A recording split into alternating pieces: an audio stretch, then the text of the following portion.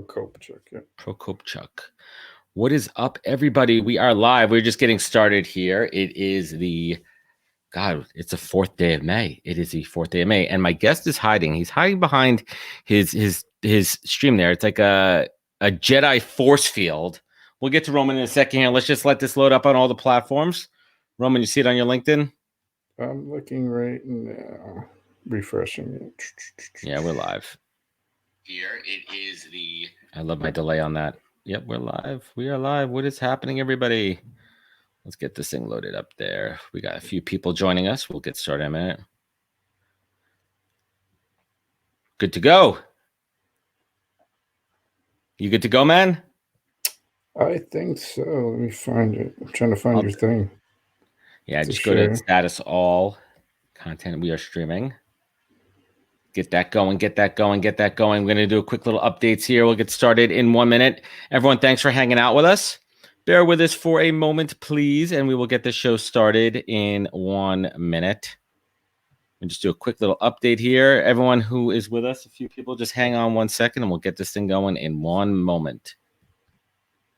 Let's do a quick couple tags here. Mr. Wallace is up next after you. Let's get the show on the road. What is happening, everybody? Good afternoon, everybody. It is the 4th day of May in the year 2020. It is the second show that I'm doing this month, and I feel like I've been doing it forever. I feel like I've been doing this thing every single day.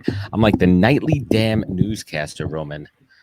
I feel like I'm giving updates. I'm trying to make people feel good, trying to bring information, bringing different guests to the table. So I am thrilled to welcome my first guest of the week, my first guest of the day, Mr. Roman Prokopchuk. Did I say that correctly? Yeah, you're pretty much good to go. Thanks for having me on. Yeah, man. And we spoke first about a year ago, and we were connected because we're both in this podcasting world. And I saw what this dude was doing before. I mean, he's been doing it for a while before I even stepped foot in it. I'm like, we got to connect, man. We got to talk shop. And, he's got a fascinating story about his career, his life, the incredible passion and, personal side of him and his wife with fostering so many. How many kids have you fostered to date, man? 20 since June 2018, and right now we're quarantined with 4 under the age 6. That is, dude, you're doing amazing work there. I'll certainly talk about that in a little bit. So why don't you just first quickly introduce yourself to my tribe, to everyone that's going to be joining us in a few minutes here. I'd love to hear kind of who you are and what you do best, my man.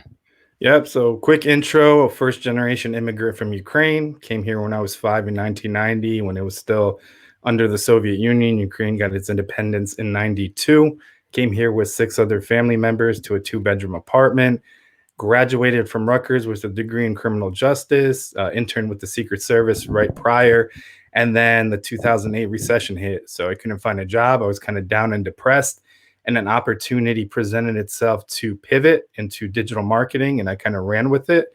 So I've been in that field since then. Since then, I've held several agency side roles, several people management roles in terms of director, founded an agency in 2012, worked on a bunch of Fortune clients, to date probably 600 or so or Nice. more, and started the podcast 2.5 years ago. I pivoted to a interview format. Not many people know why.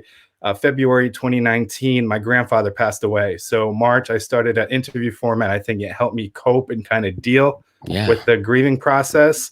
And I ran with it. I think if I didn't switch over, I would probably quit by now because, especially now with COVID, I like, interviewing people, networking, and it's a great way to network, especially remotely, which we are all now. 100%. And we'll talk about that in a little bit. And one of the things that we clicked on, I don't know if you remember from our first call, my wife, she emigrated here when she was about 2 years old from Minsk, Belarus. So my mother-in-law is upstairs. So I essentially live in a Russian household. My 2-year-old he does the alphabet in both languages, which is pretty cool. And I want him to learn both. Like, why not? Like, it's awesome.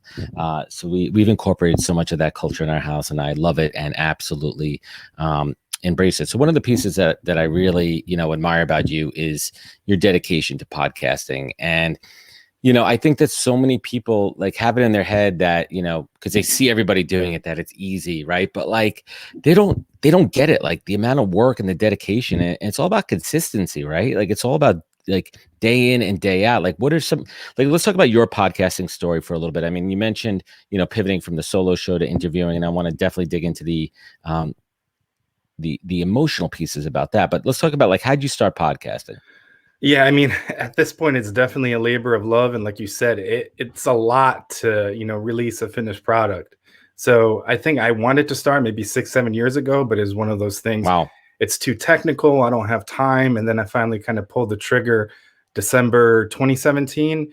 And really, I think things that hold people back are the technical side, the equipment. What will my name be? I mean, all of that can be upgraded or changed. Yeah, it's an evolution. I launched with the cell phone, no mic. I mean, if you listen to episode 1, I mean, in my personal opinion, the sound is horrendous.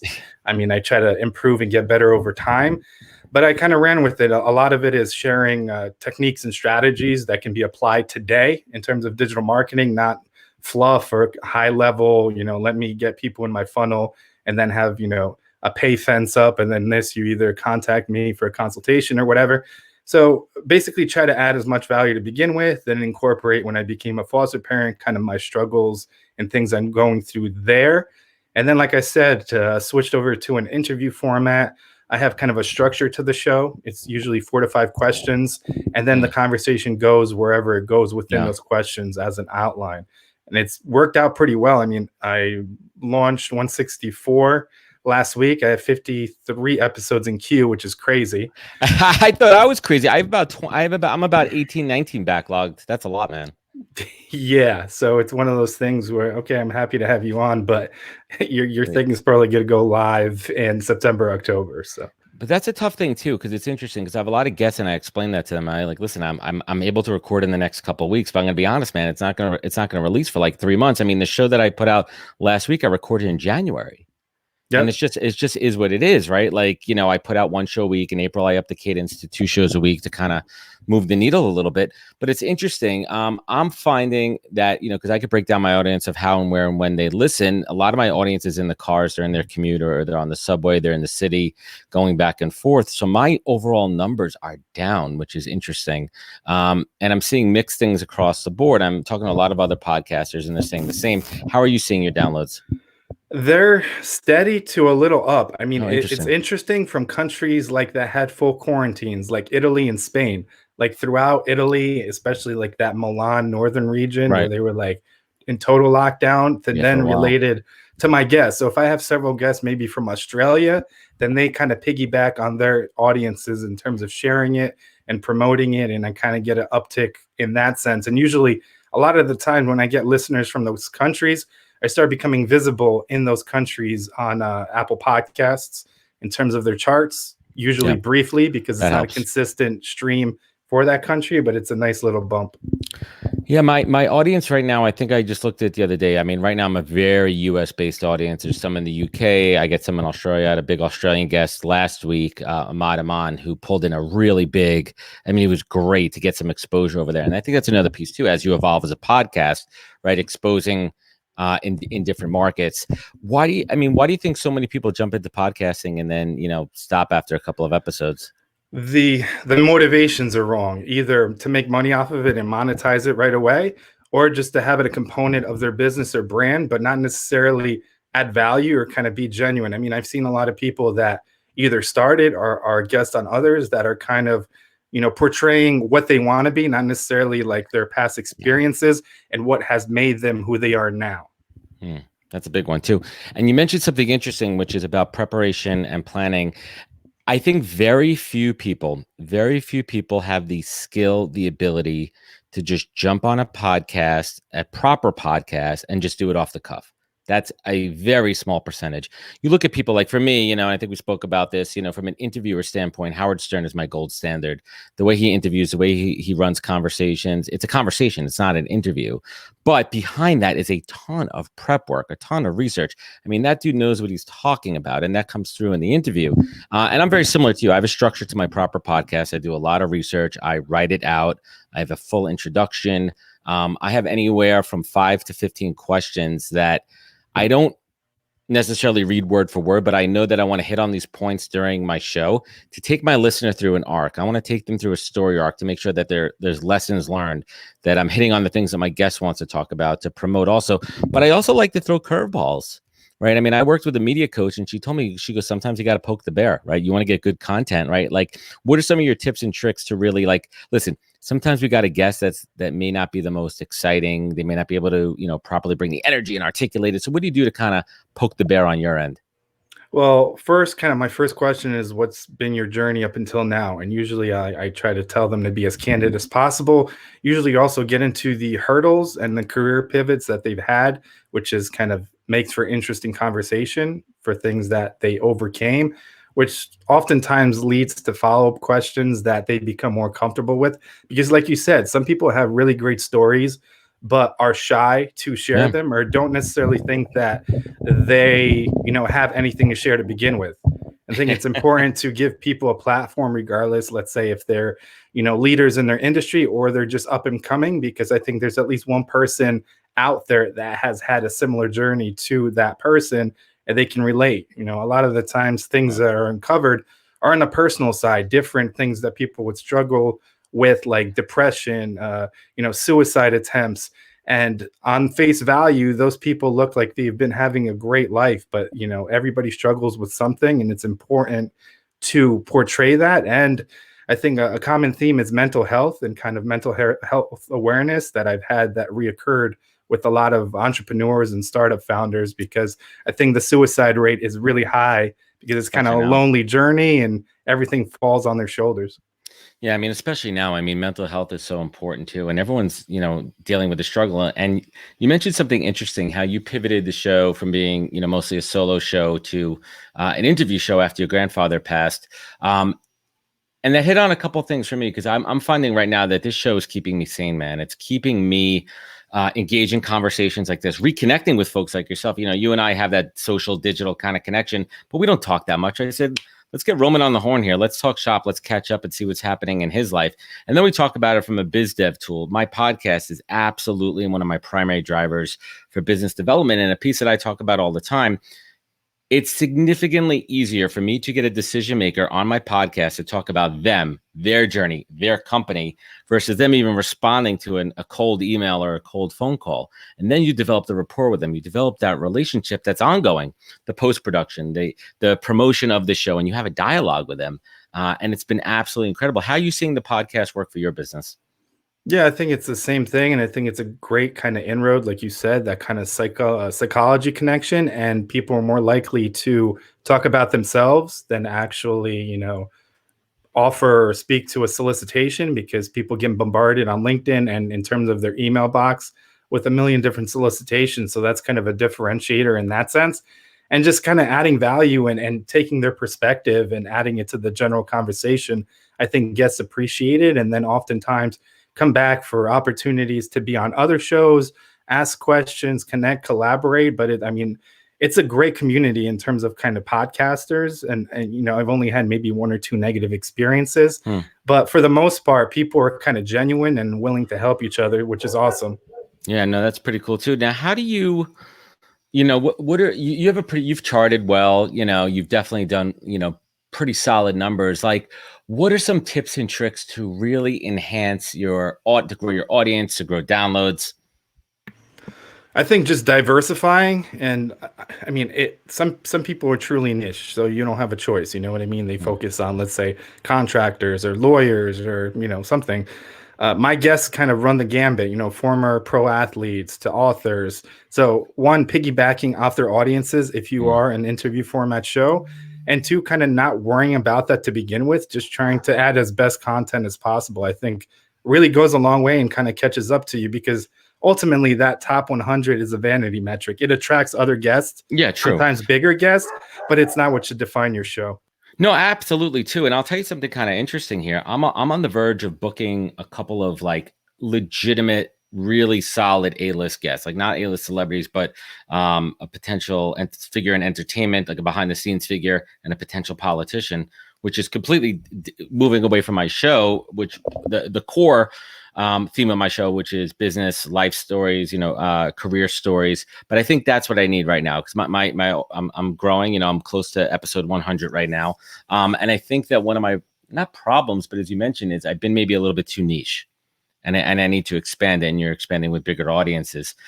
When did you kind of hit your stride as far as like really growing and developing, a big following? I would say December of last year into January, it started, and I think I increased the frequency of the show to 2 episodes a week. And I think that helps also in terms of the freshness of the content. So if you keep growing, you have more content, you're more likely than not, if everything is growing and it's organic, like not you're buying things in terms of, metrics to Right. manipulate algorithms, then that growth is seen, and you kind of just in natural attrition kind of trump shows that maybe launch once a week, once every 2 weeks, once every month, and kind of move up the charts if you're focusing on that. But I think I started a solid cadence, like I said, 2 a week. I could probably move to 3 a week, but that would just be exhausting. And 2 a week is daunting at this point. Like you said, all right, the like background work. you can manage the promotions on 2 a week. Once you get to 3 a week, unless you got like major support and proper content calendars and everything, like it gets crazy. Yeah, it's very tedious, and I think the frequency of it, the likelihood, and the making it easy as possible for guests to share. So you shouldn't expect a guest to share. I mean, I've been on shows that a prerequisite to be on the show is you need to share this in XYZ. So I mean, for me, it's easy enough because I do that anyway. Right. It wasn't really offensive to me or like a standoffish thing. But I provide a go live kit with social assets, links to where everything is found when it goes live, to make it as easy as possible, because guests are more likely to share and contribute to the conversation after it's live if you make it as easy as possible and don't make them do extra legwork after the fact. Yeah, and that's something I've been doing recently as well. I've been very structured as far as on my day of launch. I do it actually right before I launch it publicly. I send an email to my guests. I say, we're about to go live this afternoon. I go, here are the assets, and I create a show cover, an audiogram, and I send them the links to promote, on their own. And you mentioned a very good point too. I personally share every show that I'm on. I've done a ton of guest spots in the last year, and I just think it's great promotion for myself, and I love to pay it forward. In the same breath too, when I started doing my show, I did expect guests to share, because it kind of bothered me a little bit. I said, hey man, why wouldn't you? Why wouldn't you share it? It's self-promotion. And then I've had some conversation with folks too, and they're like, listen, man, you can't expect somebody else to do something, right? And that goes across a lot of things in life too. Once you manage other people's expectations, you'll feel a lot better when they don't do something, right? Like if you drop that, right? Yep, or kind of act the way you act, you know what I mean, in terms of business. So doing things a certain way and then getting upset because somebody doesn't think the way you do or do things in terms of process the way you do. But like you said, some guests that I expected to share, would maybe just throw it on an Instagram story and that's about it. I mean, they have, natural followings. I've had guests with 1 million plus followers on platforms like Instagram. And then I have guests that don't expect it, that day one, if I throw it on YouTube, get me like 800-900 views for that specific video, which YouTube isn't my primary, platform. It's just kind of a, an add-on in terms of value and another place it can be. But it's nice to see that something you didn't necessarily expect, and people that, you don't necessarily expect to have reach oftentimes have a very loyal following. Yeah, that's it. And it works both ways too. I found that some of my guests that, have a smaller following have so much more engaged following, right? Because it's about engagement. And I don't want to go too down the road of what's happening on LinkedIn and other platforms as far as vanity metrics, but numbers don't mean shit, right? I mean, yes, the Kardashians and all that, and we're not even talking about them, but there's so many people and so many ways that you can manufacture metrics. But what it really comes down to are who are your loyal followers, right? Who are the people that are going to listen to you on a guest podcast? Who are the people that really care about what you have to say versus people that are just liking and BS commenting for no reason, right? Yeah, and then you have to look at, I mean, I got on LinkedIn 2010. So at this point, I have like 23,000 connections, but it doesn't necessarily mean anything. A lot of them are older, so they're not as active. I mean, it's not necessarily one-to-one correlation, but a lot of the time, oftentimes people in certain industries don't interact as much. People don't necessarily see the value of having a content strategy or, putting your kind of stamp on LinkedIn. So there's only a certain percentage that actually share on a consistent basis Exactly. or engage. So, you can have 100,000, like you said, connections on LinkedIn, but it doesn't really mean much. I mean, I like LinkedIn back in the day when they still let you export all of your information. Oh So yeah. Oh, they before keep they it all kind now. of, yeah, before they kind of, lock that up, I exported everybody. So I have a nice list from there that I can go back. Obviously, the titles might be a little different, but that's another way to kind of target the podcast Absolutely. itself and have an email list. It's interesting. It's interesting you said that because I had this conversation the other day with somebody. If we're going to kind of break down, if we're going to talk a little digital marketing for a minute, I've been on LinkedIn since 2006. I build organically. I build with intention. I don't connect with everybody. I don't accept every single connection request. I'm very mindful about who I connect with because I want my audience to be curated. And people say, Adam, you got 11,500. Like, why are your numbers not bigger as far as engagement in certain pieces of content? And I say to them, I go, I've amassed that list over since in 14 years since I've been on the platform. There's a lot of people on my list who are not engaging. Now, if you look at a lot of the newbies that come on the platform and they play the TikTok game, right? And they're literally just connecting with 250 people every single day. Of course, those people are going to be more engaged because they're more recent, right? So it's not apples to apples. And then people got to stop comparing. They really do. Yeah, I mean, platform to platform, that's different. I mean, there is that strategy where you follow as many people to cap, and then they usually follow back, Correct. hopefully, or people automate that, which they goes and caps it, and then the next day they just unfollow, so it looks more natural. It's And terrible. technically, like influencers have a greater exponential number of people following versus who they're following. So I mean, there's a lot of manipulation in that sense.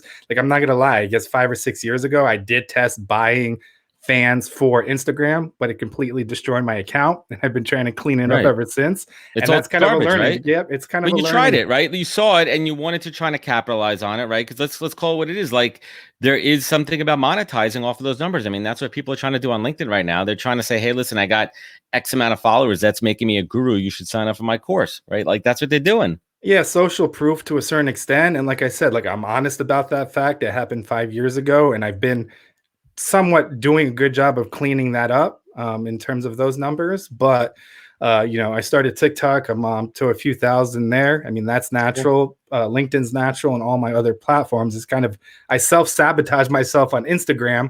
But I mean, the organic reach there is so capped Yeah. anyway. But I mean, I still have a strategy for that platform. So I think it's being honest with yourself. And oftentimes, a lot of the people that you kind of talk to about don't necessarily admit faults or things that they've tried that may have not been kind of the best direction, but they Right. still tried it and learned from it. Early on, I'm talking maybe like 10 episodes into my podcast. I do a lot of work on Fiverr. A lot of my contractors are on Fiverr, and I saw some podcast promotions out there. Right. And I'm literally like 10 episodes in, and this guy somewhere in, across the pond over there somewhere in some country, he's like, hey man, I could literally chart you for $10, get you charted. And I'm like, whatever, $10 on Fiverr.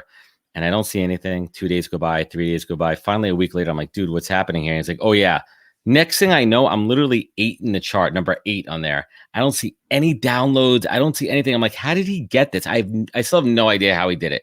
Right. I'm like, how could I chart without showing actual downloads in the thing? And he never responded to me how he did it. Right. I don't know what the magic sauce was. I don't know how he did it, but I'm like, that's not real. And that also doesn't show me that my show actually made a difference. All it does is it show me that I could pay $10 and make that happen. And I vowed to never do that again. Yeah, I mean, it's a vanity metric. It's one of those things you try and see if it works. If it works, whatever, you can incorporate certain things of that or reverse engineer it Mm-hmm. and maybe make it more natural. But I mean, there's a lot of those things in digital where it's kind of get rich quick, kind of, snake oil salesman, if you will, for other Exactly. things. And 9 times out of 10, it's going to lead to kind of a dead end for you. And you're going to have to do more work to clean it up and get it back on track than you would have if you stayed that kind of natural, organic route.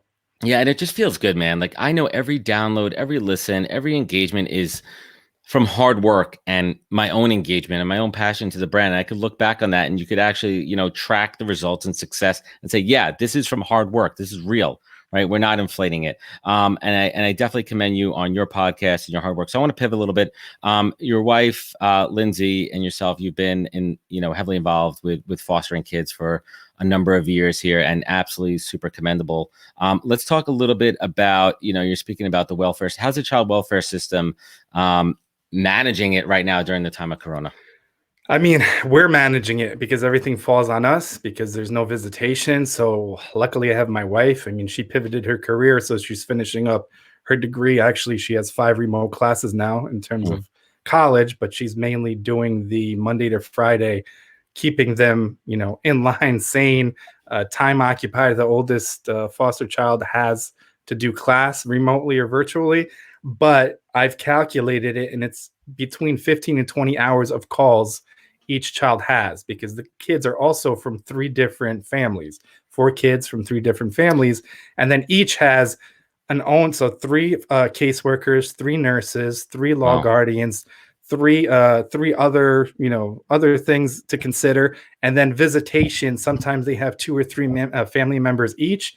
Is usually an hour of kind of a Zoom call, and that's about 50-60% of that bulk. So 10 to 12 hours go to That's managing cool. that because we have to kind of sit there and manage the call. Oftentimes things are said that have to be reported to the caseworkers, Mm. things like that. If we notice something in a video that's like sketchy, the behavior or actions. A funny thing is we had a irate not foster, biological mom of one of our children. Easter, basically, she was unhappy about something, so she called in a false abuse claim to the abuse hotline, and then On you guys. 2 hours before Easter dinner, the cops show up, and Ugh. basically we have everything documented in terms of her conversations. The caseworker is already aware of her behavior. She has a history of making false claims because the child was in 2 other foster homes.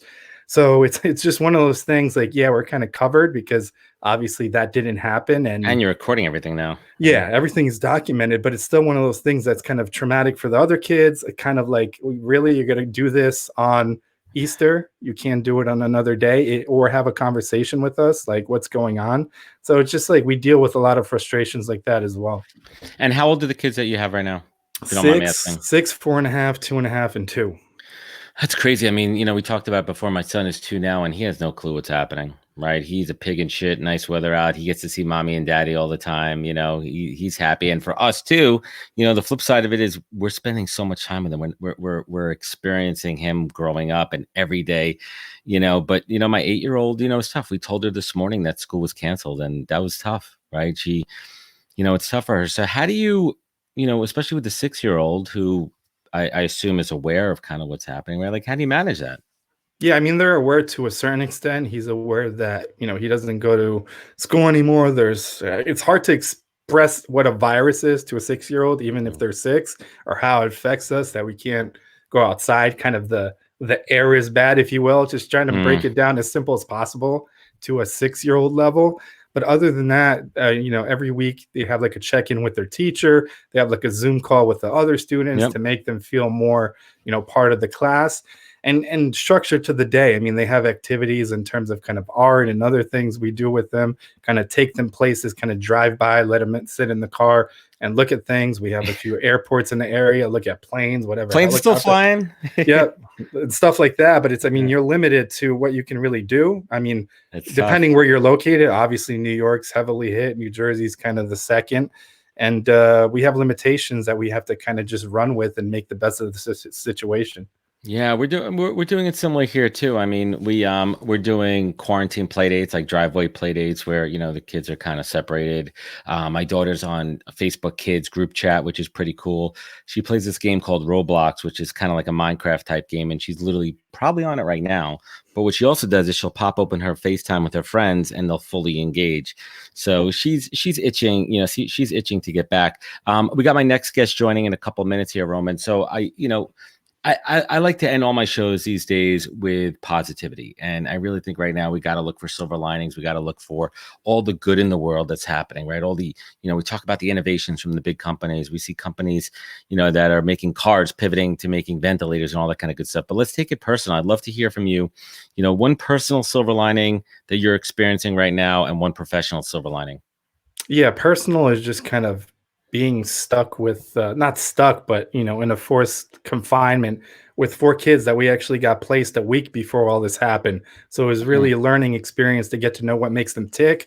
And it's a little different because when you get a child, they've experienced several things, abuse, seen abuse, neglect, different things, and you have to figure out what makes them tick and help them in that way, or what triggers them, avoid different things. So I think it's definitely helped with patience and kind of understanding and like a hyper focused idea or a track to really understand where they are in terms of development and help them as best as possible and advocate for those services.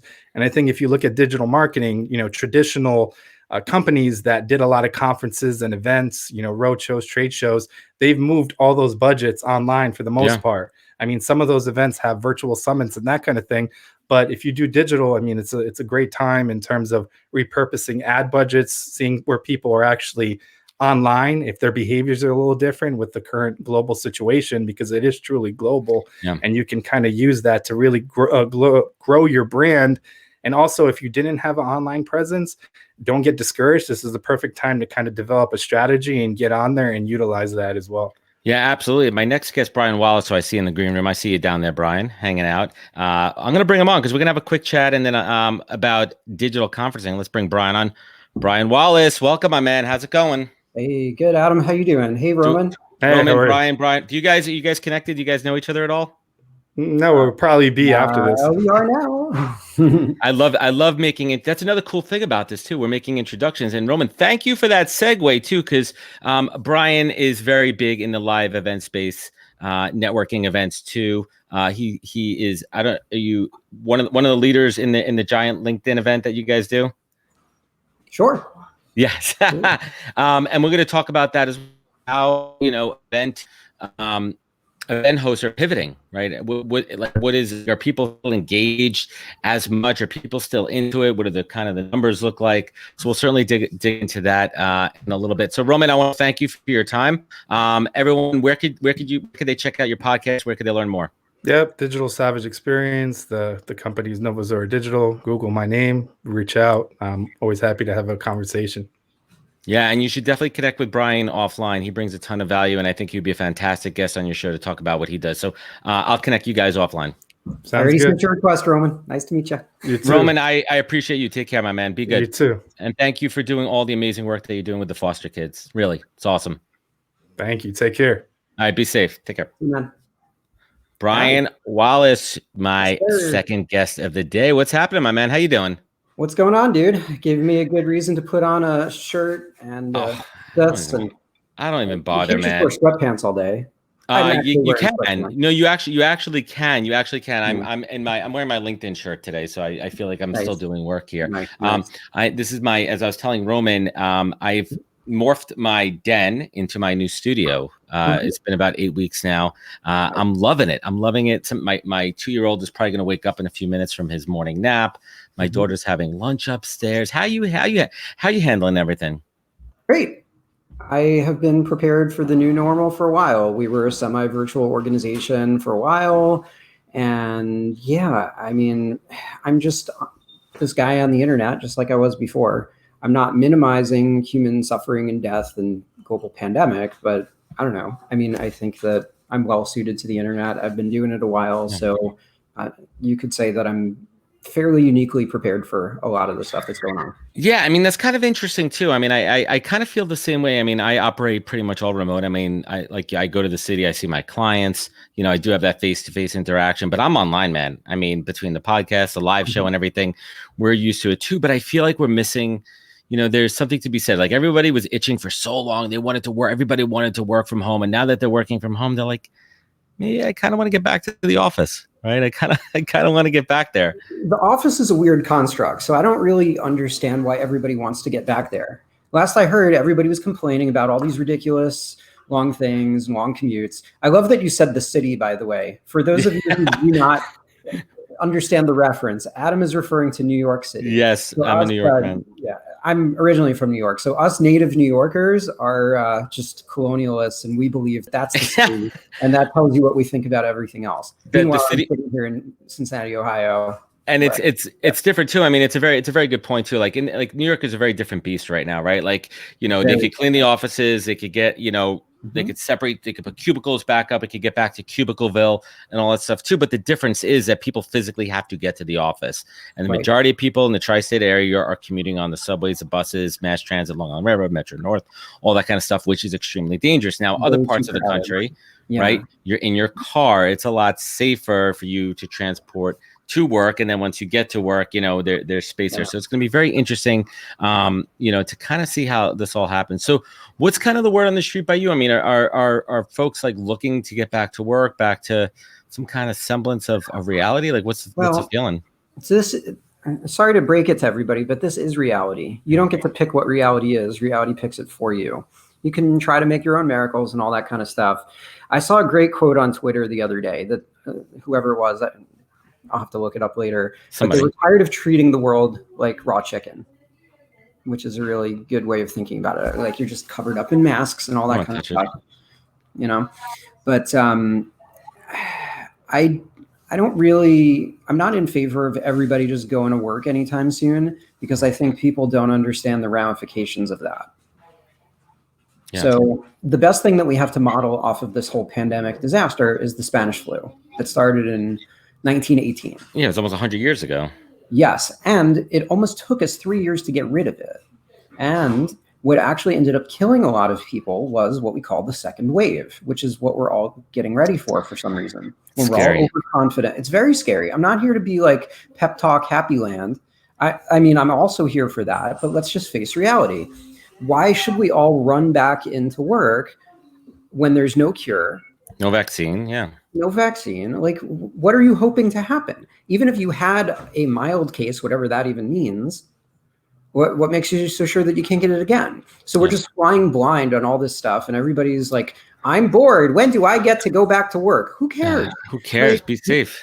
It's just stupid. Yeah, it's tough. You look at videos from around the country, and I get it, right? If you're in the middle of North Dakota, you're in the middle of, Nebraska somewhere. Listen, no one's coming to visit you. It's not a tourist destination, right? It's not a metropolis. So obviously your numbers are going to be low, and I can understand why they're like, why do I have to quarantine? Why do I have to do this, right? But it's about the common goal, right? It's about everybody. Who is that? Is that the postman, FedEx? Who's at the door? We can make it into a whole new content series. We can play Guess Who's at the Door. I don't even know. Yeah, it's just like you can't tell everybody, hey, I'm live streaming, and therefore don't come to the door. Yeah. Well, that's the beauty of everything happening right now. So let's fill everyone up to speed. Tell everyone who's just joining us right now. We're picking up some new viewers coming on to hang out with Brian and myself here. Tell everyone kind of who you are and what you do, my man. Sure. I'm Brian Wallace. I'm the founder and president of a company called Now Sourcing. We are an infographic agency. That means something unlike what you think it means. You think that I draw pretty pictures that you could get for free on the internet. I'm like, cool story, bro. That's like the tip of the iceberg. We actually, if you think about it a different way, change people's minds for a living, because people think that they know how they think, but they don't. Let me try that again. People think that they make all these fancy, stupid kinds of really elaborate decisions, and they don't. No. Everybody pretends that they read hundreds of pages of research data. And what do you really do? You just ask your friends on Facebook or LinkedIn some random experience that they had. So yeah, people want to take the credit that they're really doing all their due diligence and all that. And it's just not really the case. Here's how people actually make decisions. First, there's an emotional appeal. Then there's a story, and then there's the data to back all that up. Case in point, a few years ago, there was a basketball player who was trying to get a much better contract. And we ended up doing an infographic campaign there where, if you've ever read the book or seen the movie Moneyball, where it tells the whole story about data analytics and how it changed the game of baseball. Oakland Days, Billy Bean. Red Sox, correct. And then everybody, it started to slowly creep into all the other sports. So we basically said, look, time has come for basketball. Case in point, check out this guy. If you're a basketball stats nerd, you'll know what the player efficiency rating is. If not, those are just fancy words that mean nothing.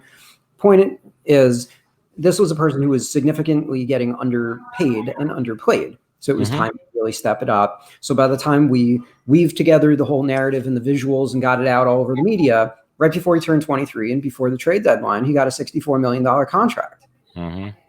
And this summer he got a 5-year, $180 million deal. Boom. Companies, we've helped companies get funded and acquired and all sorts of crazy stuff.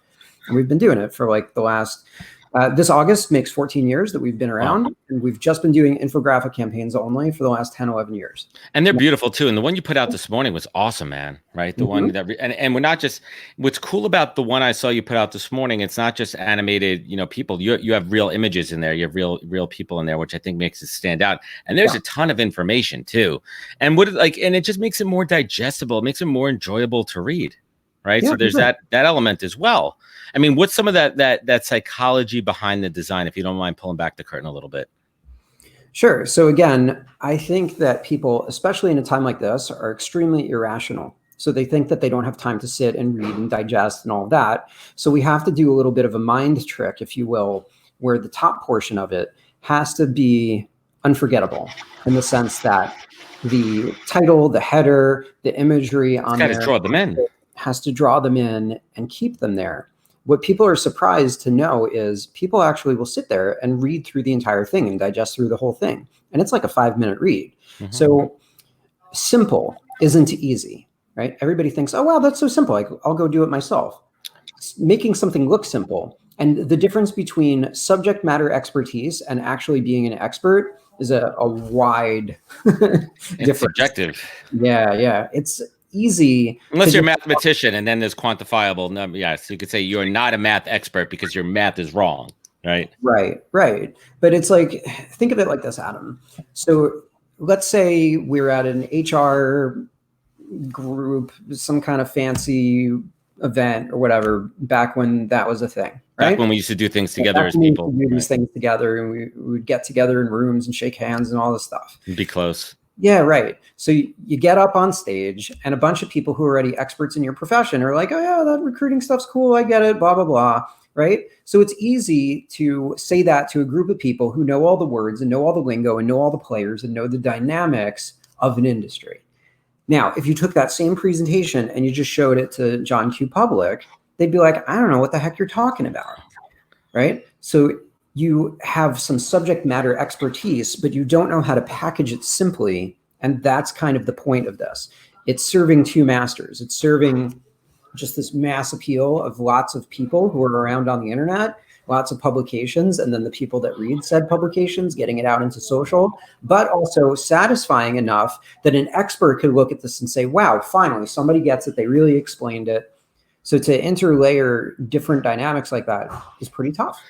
Yeah, I mean, you kind of hit the nail on the head too, right? Because everybody thinks that, like, they could just, hire a designer. I'm going to give you 5 bullet points and make it into a presentation. And that's not the way it works. There's a difference, right? Like, I've worked in agencies for a long time, and the clients come to us and say, we need to make an infographic. But there's so much thought and science behind it, right? And you guys have you've been in business for 14 years of research and data. Do you do any, and I'm getting a little nerdy here, do you do eye tracking?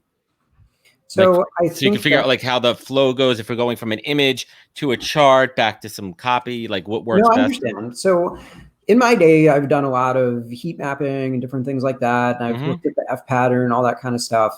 So yeah, I mean, I think that there's a lot of stuff that we do that just combines art and science. I'm looking to see what feels heuristically correct, but I can also back up with some quantifiable data as well. What goes into hiring a good designer on your team? What makes designers who design infographics different than, your typical agency creative folks?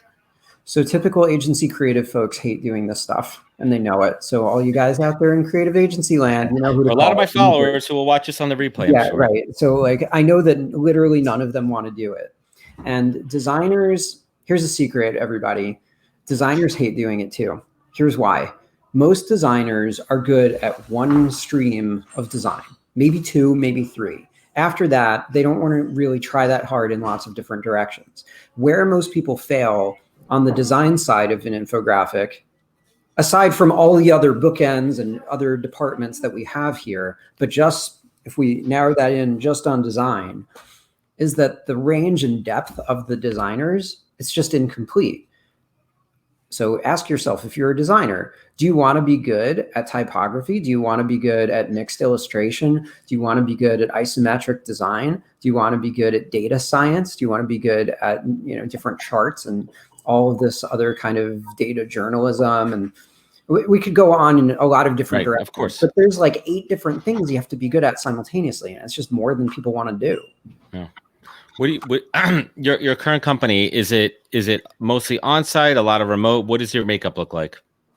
So we've been semi-virtual for a bit. So this is pretty good timing for us, and I'm just not renewing leases and stuff because it doesn't matter.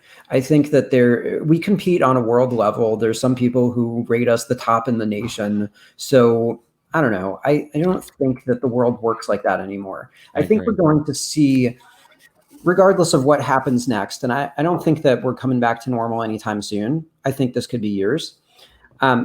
People are going to stop asking dumb questions that don't matter, and they're going to ask better questions. Let me explain.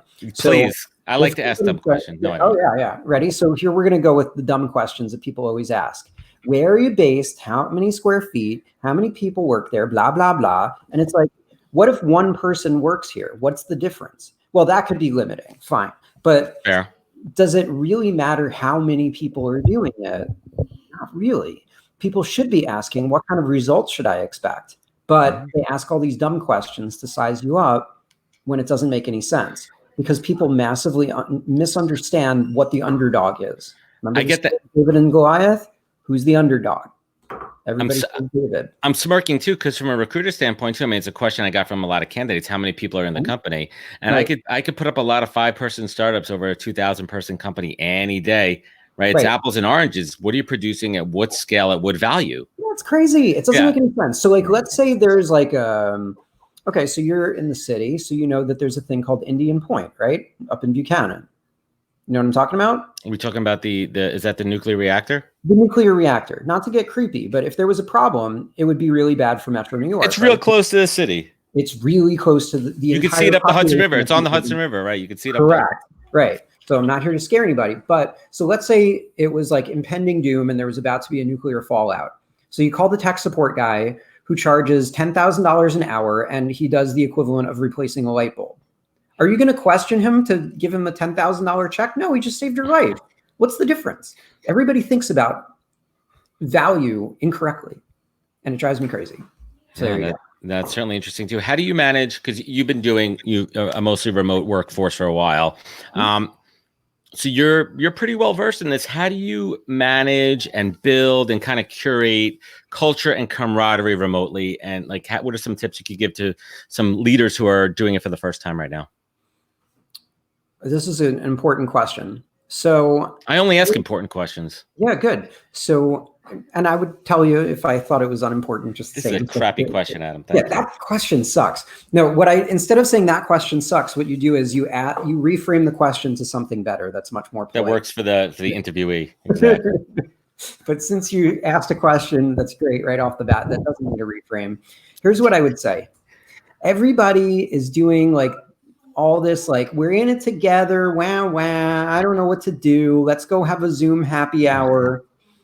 I hate this garbage. Like all these forced fake, we're your family garbage. I'm not saying I don't care about my employees, but it's like to force somebody, whether they don't even want to drink, to just like have a beer or something is so forced and so fake. I remember talking with a buddy who was doing that. I'm like, dude, like, don't you think that you should tell them that like the state of affairs and if your business is doing well? Like I was saying to everybody, it's like, hey, we're rocking right now. We've been busier than ever.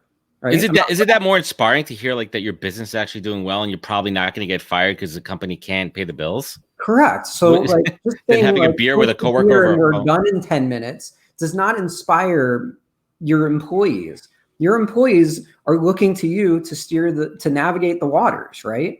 Not to just be a boss. Any idiot can be a boss. Right. But how do you be a leader, right? I mean, and that's and the other thing we're noticing too, right, is leadership is coming from every part of an organization. Mm-hmm. Folks from the bottom are stepping up. You know, they're in good places. And the other piece too is, you know, I mean, your company, you know, you said the majority work from home and they've got good setups, but there's so many people out there right now that have really shitty situations. Whether, you know, some people just don't like, as we said before, they don't like working from home. They may not even have good infrastructure, logistics, internet. They may have 5 kids that they got to homeschool and they can't get their work done. They may just hate work. So what? Quit crying about it. What makes everybody think that life is a bunch of puppy dogs and rainbows and cotton candy and crap? I don't know who thinks that they have this undeserved gift that everything is happy land. Maybe if you're just on drugs or something and you have a distorted view of reality, but I don't count on everything being good ever. That doesn't mean I'm like a big downer. I happen to be very much an optimist. But you have to be a realist too, right? And any good leader is balancing optimism and rational, realistic. What the hell's happening in this world, right? Because you can't, to your point, you can't sugarcoat anything too. And there's a lot of companies. Nobody wants to hear that. Either because of their industry or because they're ill prepared, are shutting down shop, and that's a tough one. That's a tough pill to swallow. I mean, I went into this 8 weeks ago. My business was going like this. We were set to go to Austin. You and I were set to hang out in Austin. You know, a week before. You and I were literally talking. You still going? Are you still going? Are you still going?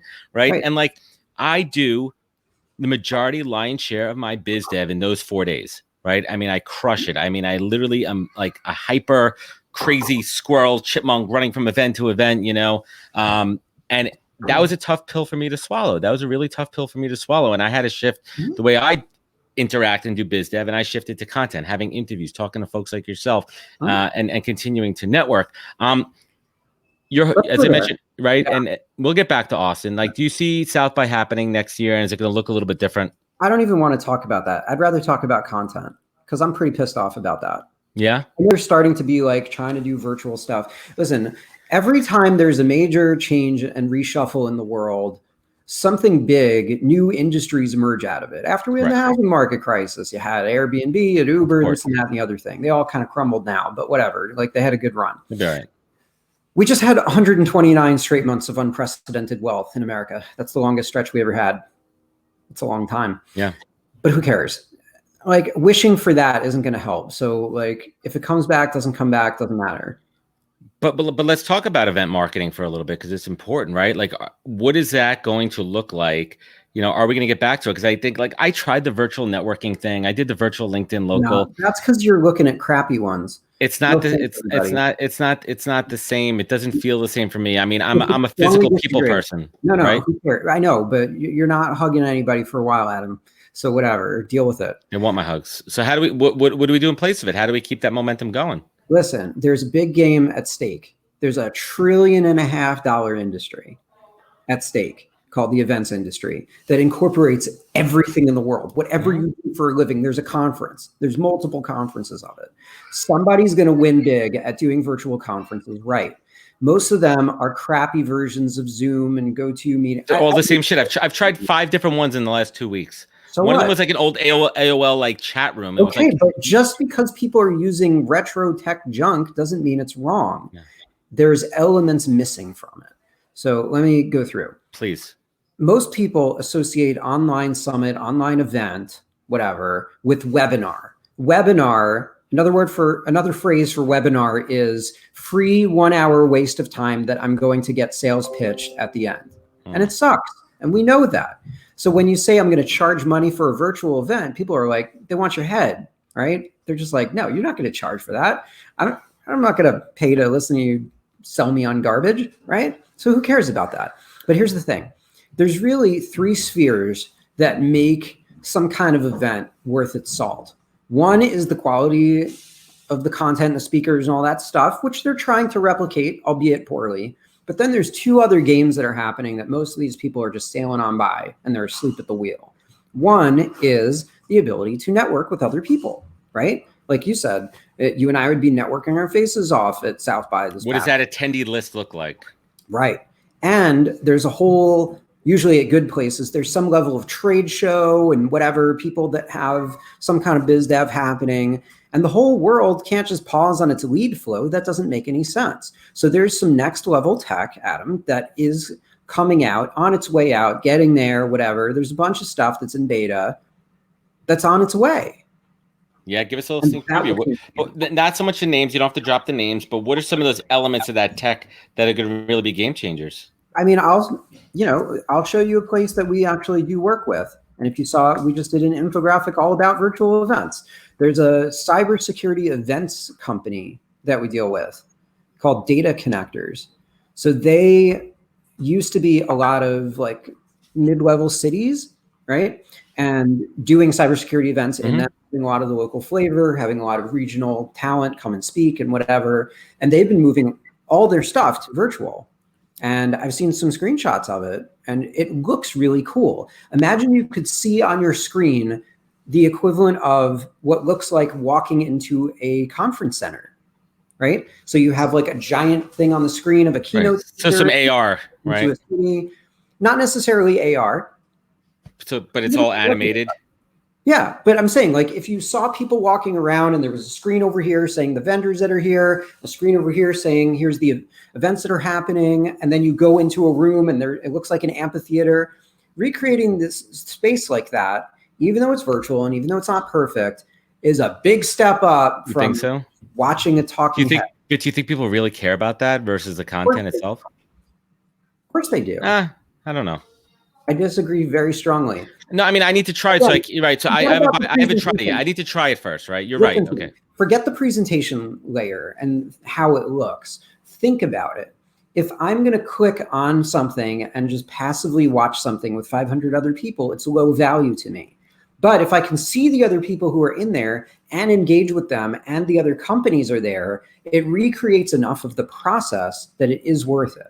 So it's not just a random animation. Like there's some way they're going to be able to incorporate. They're going to put the people into it, right? Like you'll be able to see that Brian Wallace is here with like a bubble or some kind of graphic of who you are. They could click on you. They could see your LinkedIn profile, whatever it is. But so they can actually see what it looks like, how many people are physically there. Like real people are in this room that are watching the conference. Have you? I mean, what's that experience like? I mean, is it just like? It's just, I mean, what are the initial numbers? I mean, they're showing it compared to other ones. I mean, more engaged, more results, people staying on screen longer. So I don't have the numbers prepared.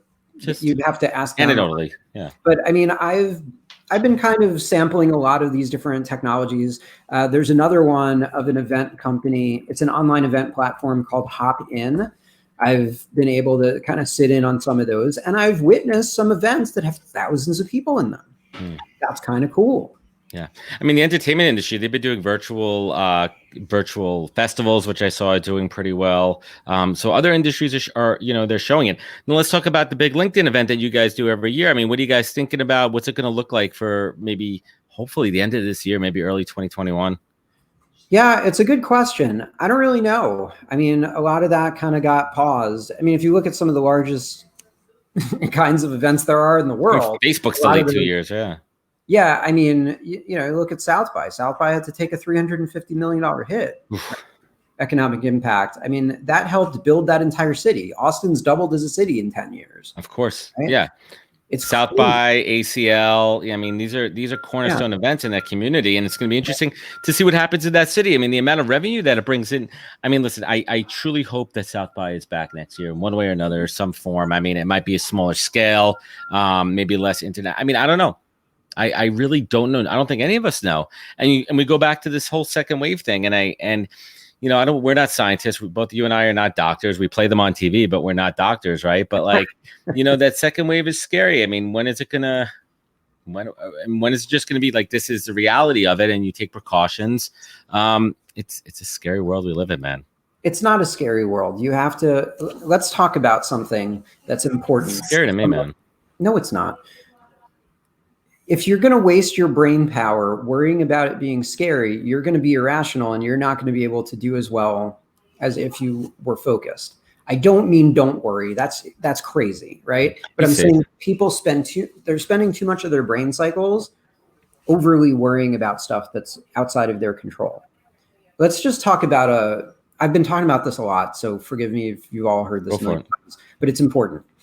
Reframing your brain for a better model than what you just said, I think is important. So we're going to examine 3 models. So there's a famous guy who's an economist who wrote all about a black swan event.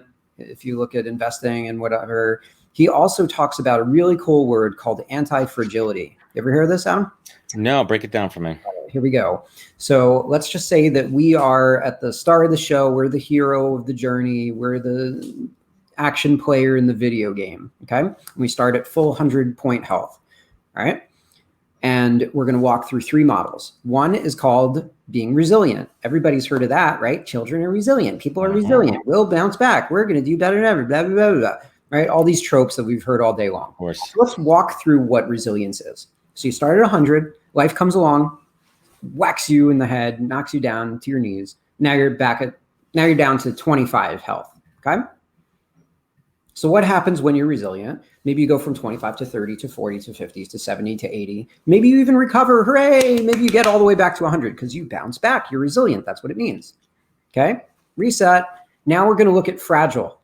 Everybody knows what that means. That's kind of like sucking at life, right? So you start at 100, get whacked down to 25, and maybe you just go out. Maybe it's game over and you never recover, or you never recover fully and you're always just fragile and broken for the rest of your life.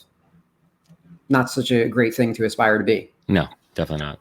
Now let's try a new model that we're not familiar with, and that's called anti-fragility, right? Start at 100, life whacks you down to the 25, and just by virtue of all the things that you had to learn to survive, somehow you come out of it at 500 or 1,000.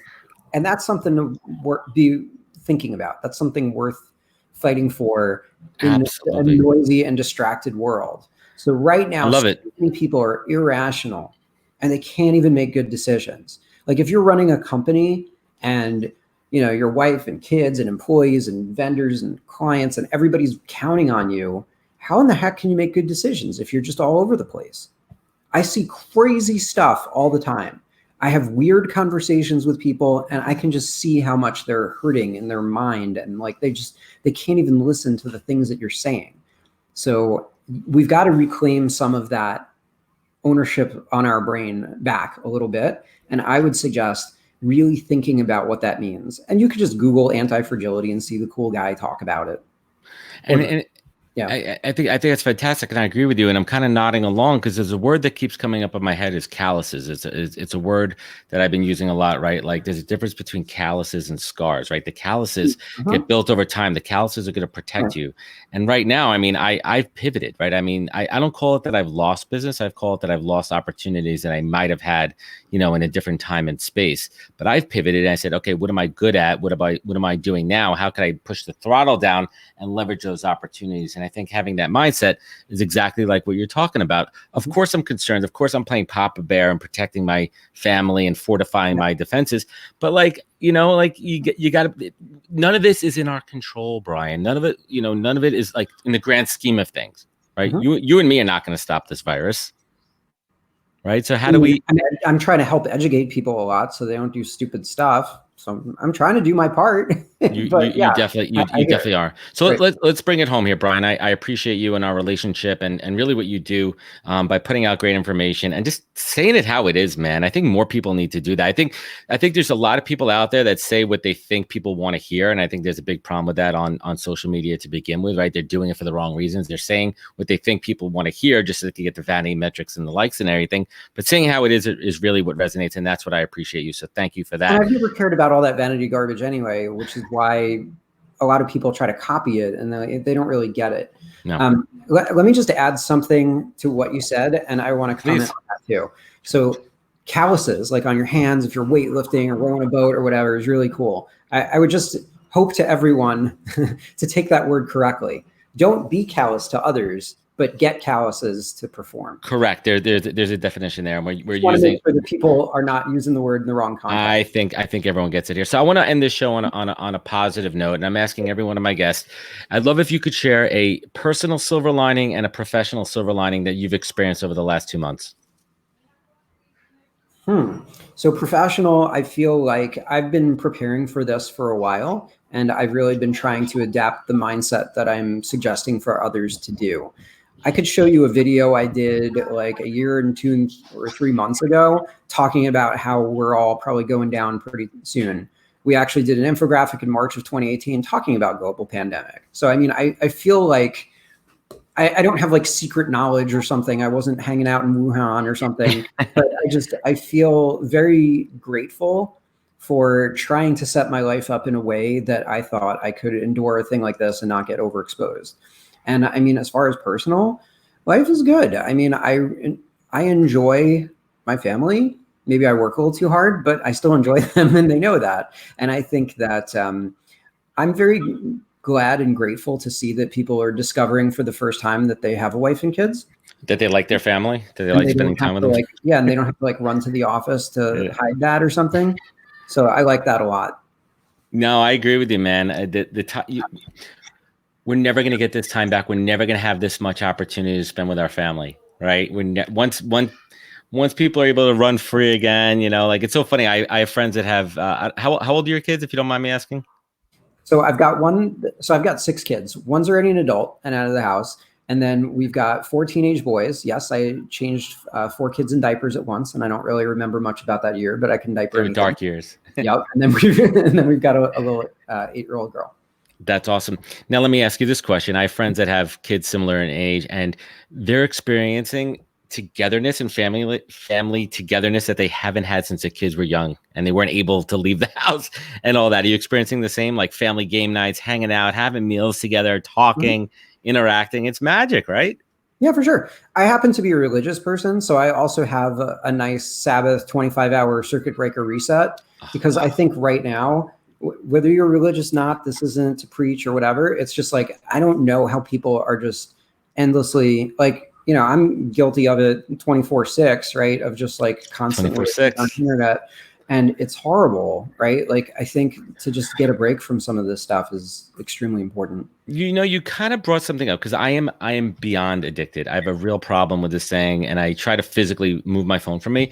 I might start to incorporate some of the Sabbath elements. I think that's actually a pretty good idea, like just shutting down for, sunset on Friday to Saturday. I think that's, and then you're not missing anything. And it's what is really starting to bother me is how much people are starting to encroach on the weekend too. It used to just be, all right, I'm signing off for Friday. See you all next week. And now, like, I find that more people are digging into the weekend stuff more than ever. If I want to use some of my time on the weekend and just align for the week or whatever I want to do, fine. Catch up or something. There's just this expectation that it's like, I know you're sitting at home, so I'm going to go on in. And it's like, whoa, like, yeah, well, how am I supposed to stay rational like that? You're a numbers guy. I mean, I saw a recent report that said people and Americans are working more than ever right now because there's no clear delineation. Because think about it, like most people who would still go to an office, right? There would be the time in the car. They would have that delineation between work and home.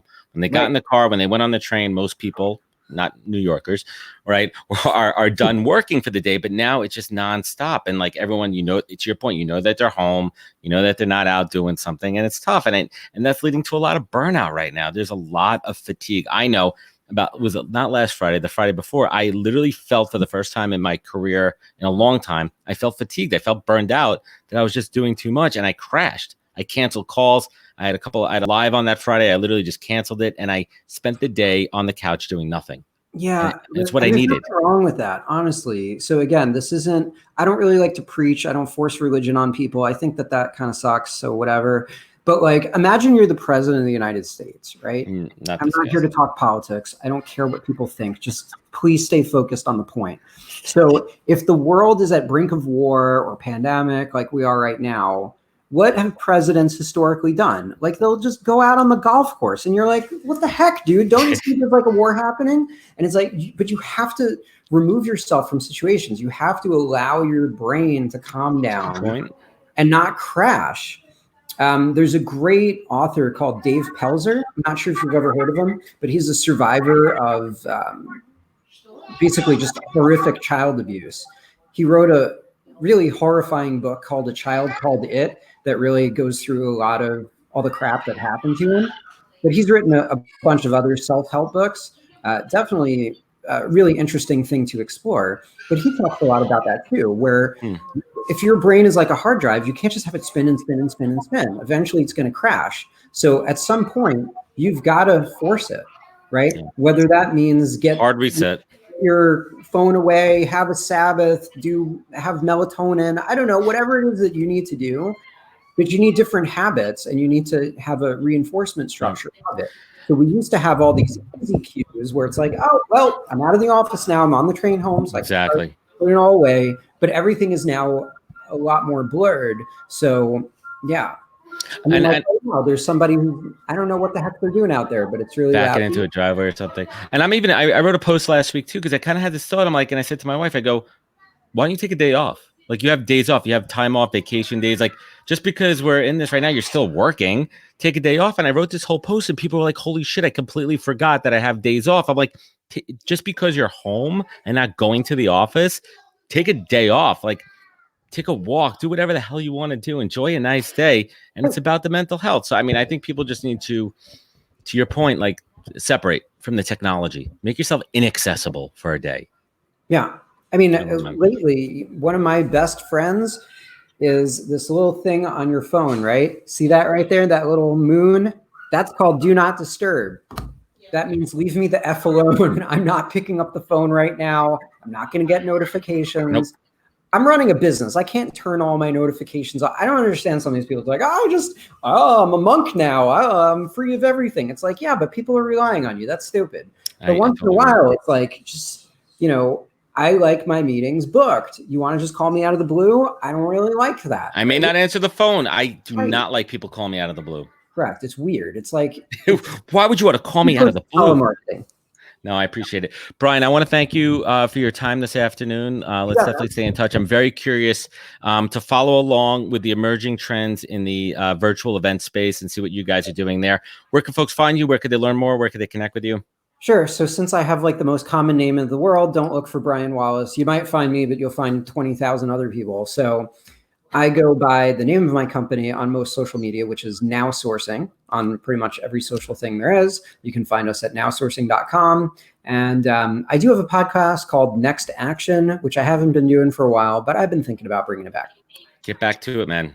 Get back to the podcast is keeping me sane. Brian, thank you so much for your time. I appreciate you. Everybody, we'll be back tomorrow, 3:00 with Jonathan Tesser. He's the VP of something over at New York, something tourism board. But more importantly, he's going to talk about what young professionals could do right now in their job search and a whole lot more. And everyone wash your hands, take care of each other. Don't get too crazy. And we'll get back to hugging soon. Brian, thank you so much. Wear a mask. Wear a mask. Wear a mask. Thanks, everybody. Take care. Hang with me for 1 second here.